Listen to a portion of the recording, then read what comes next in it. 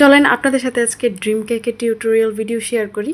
Hello everyone, আসসালামু আলাইকুম সবাইকে। This is Irin from Irin's cake world. তো গত ভিডিওতে আপনাদের সাথে শেয়ার করেছিলাম কিভাবে ওভারলোডেড চকলেট কেকটা আমরা রেডি করে থাকি।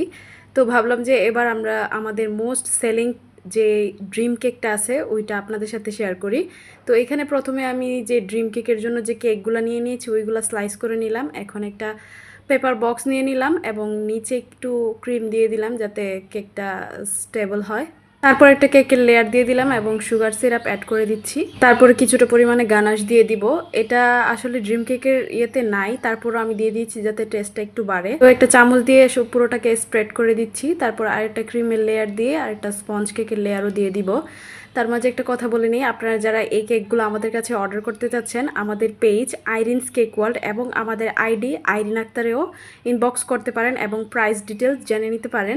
এই কেকগুলোতে মূলত মানে চকলেট একটু বেশি ইউজ করা হয়। এখানে চকলেট কেক যাচ্ছে, চকলেট গানাশ, ভরপুর গানাশ যাচ্ছে। তারপরে চকলেট দিয়ে উপরের যে শেলটা বানানো হয় ওইগুলোতেও অনেক অনেক চকলেট ইউজ করতে হয়, তার জন্য এইটার প্রাইসটা একটু হাই। কিন্তু মানে টেস্টের দিক দিয়ে যদি বলি, this is the best cake ever. তো এখানে গানাশ দেওয়ার পর আমি কিছুক্ষণ ফ্রিজিং করেছিলাম যাতে গানাশটা সেট হয়ে যায়, নয়তো উপরে যে চকলেটটা দিব ওইটা আর গানাশটা এক হয়ে যাবে।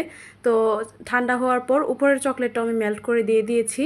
তো উপরে এখন আমি কোকো পাউডার ডাস্ট করে দিব। বেশিক্ষণ ফ্রিজিং করতে পারি নাই কারণ আমার অনেক তাড়াহুড়ো ছিল।